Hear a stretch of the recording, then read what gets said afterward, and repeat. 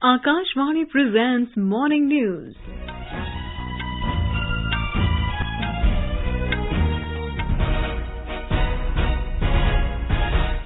Good morning. I am Saira Mujtaba. The headlines.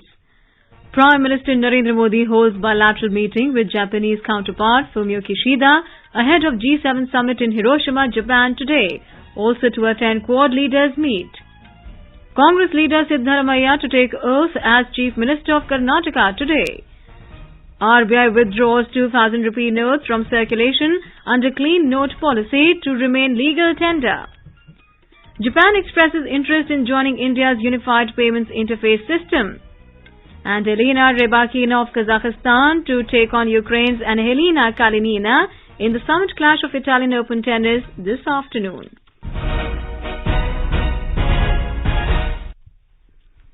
And now the news in detail. Prime Minister Narendra Modi will attend the G7 summit in Hiroshima, Japan today. He reached Hiroshima last evening to a resounding welcome from the Indian diaspora. On the sidelines of the G7 summit today, Prime Minister Modi met Prime Minister of Japan Fumio Kishida in Hiroshima. Both the leaders discussed ways to enhance India-Japan friendship across different sectors, including trade, economy and culture. According to the External Affairs Ministry, Mr. Modi and Mr. Kishida discussed ways to synergize the efforts of respective G7 and G20 presidencies and the need to highlight the voice of the Global South. They also exchanged views on contemporary regional developments and deepening cooperation in the Indo-Pacific. Both the leaders also discussed ways to further strengthen the bilateral special strategic and global partnership. Discussions were also held on education, skill development, tourism, high technology and digital public infrastructure. Later, Prime Minister Narendra Modi had a productive meeting with President of South Korea Yoon Suk-yeol. During the meeting, both the leaders talked about ways to further boost India-South Korea's friendship in key developmental sectors. Mr. Modi will also hold a series of bilateral discussions with leaders of Vietnam, France and Ukraine. As a symbol of friendship and goodwill, the Prime Minister also unveiled a bust of Mahatma Gandhi in Hiroshima. After unveiling the bust, Mr. Modi said, "Even today, the world gets frightened at the mention of the word Hiroshima." He said the world is suffering from climate change and terrorism today. आज विश्व climate और आतंकवाद की लड़ाई से जूझ रहा है। पूज्य बापू के आदर्श क्लाइमेट के साथ जो लड़ाई है उसे जीतने का उत्तम से उत्तम मार्ग है। मैं पूज्य बापू को आदरपूर्वक श्रद्धांजलि देता हूँ। मैं हिरोशिमा के मेयर का, यहाँ की काउंसिल का, जापान गवर्नमेंट का हृदय से आभार व्यक्त करता हूँ कि उन्होंने पूज्य बापू की प्रतिमा को यहाँ पर स्थान दिया। The External Affairs Ministry said Mahatma Gandhi's bust, a gift from India to the city of Hiroshima, is a befitting tribute to a city that symbolizes humanity's yearning for peace. A Quad leaders meeting is also scheduled later in the day. Prime Minister Narendra Modi has lauded India's defence production crossing 1 lakh crore rupee mark for the first time ever. In reply to a tweet by Defence Minister Rajnath Singh, the Prime Minister said that India is well on her way to grow even more in this sector. The Prime Minister also praised the historic step of making aviation fuel from ethanol and launch of India's first domestic commercial flight on indigenous feedstock and sustainable aviation fuel. Replying to a tweet by Union Minister Hardeep Singh Puri, Mr. Modi said that this is indicative of the government's collective priority towards sustainable development. In another tweet, the Prime Minister acknowledged the laying of bituminous concrete over a 100-kilometer road in 100 hours at Ghaziabad-Aligarh Expressway and said that it is a notable accomplishment on a very important highway route. Karnataka Governor Thawarchand Gehlot will administer the oath of office to Congress Legislative Party leader Siddaramaiah as the new Chief Minister of Karnataka. Another senior leader, D.K. Shivakumar, will be sworn in as the Deputy Chief Minister. The number of legislators to be sworn in as ministers is yet to be announced. Former Congress President Sonia Gandhi and her son Rahul Gandhi and daughter Priyanka Gandhi are invited to the ceremony. Congress National President has invited Tamil Nadu Chief Minister M.K. Stalin, West Bengal Chief Minister Mamata Banerjee, Bihar Chief Minister Nitish Kumar and National Conference Chief Farooq Abdullah. CPIM leader Sitaram Yechury has also been invited. Chhattisgarh Chief Minister Bhupesh Baghel, Rajasthan Chief Minister Ashok Gehlot and Himachal Pradesh Chief Minister Sukhvinder Singh Sukhu are among the other invitees. More from our correspondent. The 75-year-old Siddaramaiah, who was the Chief Minister of Karnataka for 5 years from 2013 to 2018, is getting second term to occupy the top seat again now. Kantirwa Stadium was the venue for swearing in during the previous stint too. This time he will be sworn in the presence of various leaders from different parties. Red carpets are rolled out on the running tracks and the ground in the centre. Around 1,800 police personnel have been deployed around the venue. Entry is by the passes and separate entries arranged for those without passes. Traffic regulations are imposed around the stadium. Sudhindra, Akashvani News, Bengaluru. Centre has promulgated Government of National Capital Territory of Delhi Amendment Ordinance 2023 to constitute National Capital Civil Services Authority. The authority will recommend the transfers and postings of all Group A officers and officers of DANICs serving in the Government of National Capital Territory of Delhi. The authority consists of Chief Minister of Delhi, who shall be the ex officio chairperson of the authority, Chief Secretary and Principal Home Secretary of NCT of Delhi. All matters shall be decided by a majority of votes of the members present. In case of difference of opinion, the decision of the Lieutenant Governor shall be final. This is Akashvani giving you the news. For quick news updates round the clock, follow us on Twitter @AIR News Alerts. Welcome back. The Reserve Bank of India has decided to withdraw 2,000 rupee denomination banknotes from circulation under the Clean Note policy. The 2,000 rupee notes, however, will continue to be legal tender. RBI has said members of the public may deposit 2,000 rupee banknotes into their bank accounts or exchange them for banknotes of other denominations at any bank branch. In a statement released yesterday, the central bank stated that in order to ensure operational convenience and to avoid disruption of regular activities of bank branches, the exchange of 2,000 rupee banknotes into banknotes of other denominations can be made up to a limit of 20,000 rupees at a time at any bank starting from the 23rd of May 2023.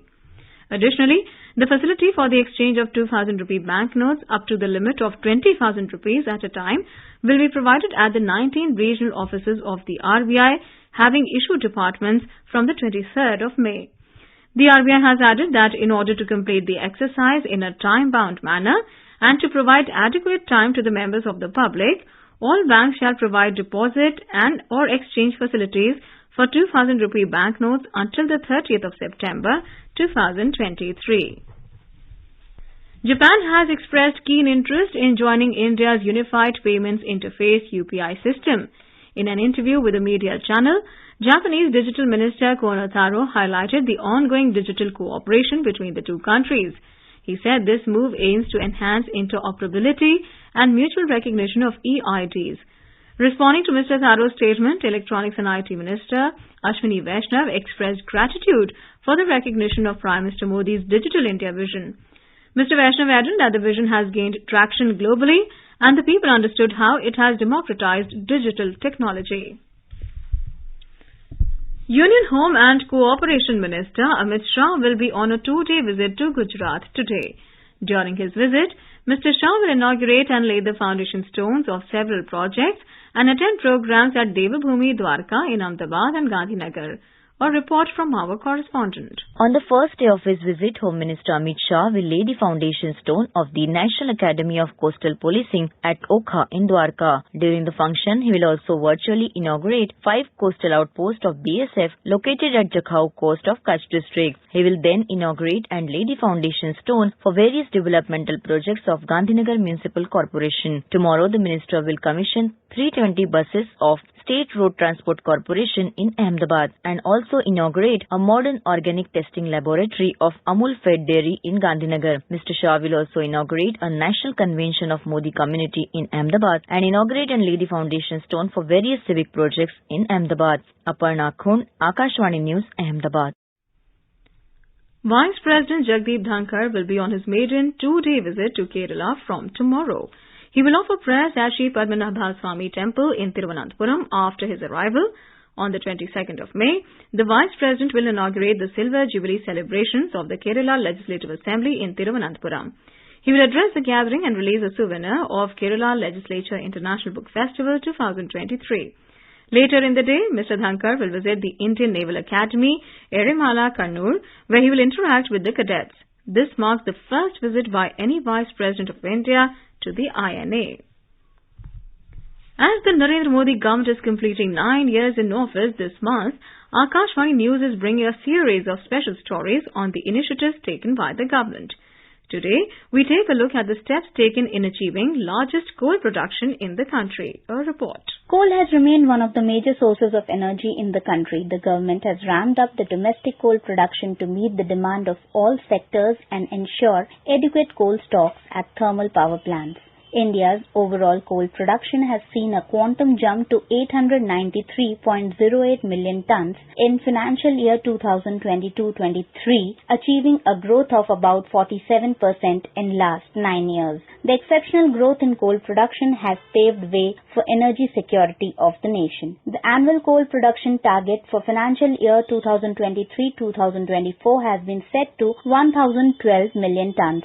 In the past 9 years, the government has taken several measures to enhance domestic coal production and reduce the dependence on substitutable coal imports. The government repealed the Coal Mines Nationalization Act in February 2018, permitting private firms to enter the commercial coal mining industry in India, where government auctioned and allocated mines to the private firms. Utilizing coal through coal gasification projects, boosting infrastructure projects under PM Gati Shakti National Plan, coal evacuation rail projects and providing employment opportunities to locals remain few other key initiatives in this direction. Shilpi, Akashvani News, Ranchi.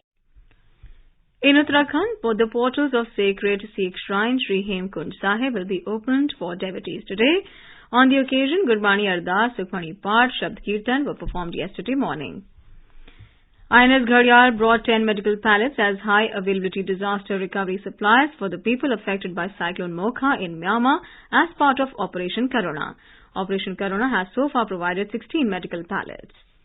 On to sports now. In Italian Open tennis, Elena Rybakina of Kazakhstan will take on Ukraine's Anhelina Kalinina in the summit clash at the Centre Court in Rome today.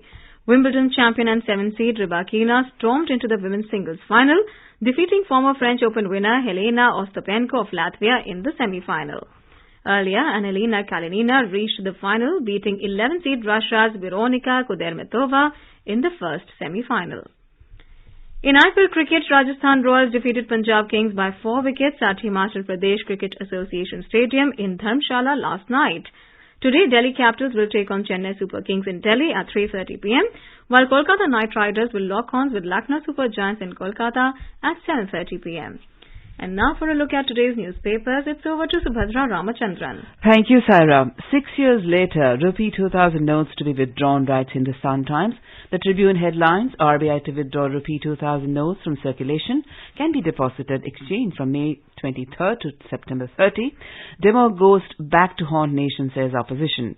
In Hiroshima, for G7, PM to meet Zelensky, writes the Tribune. The Pioneer notes, Supreme Court panel relief for Adani, no proof of stock price, manipulation in Adani Group firm, says report, SEBI probe draws blank.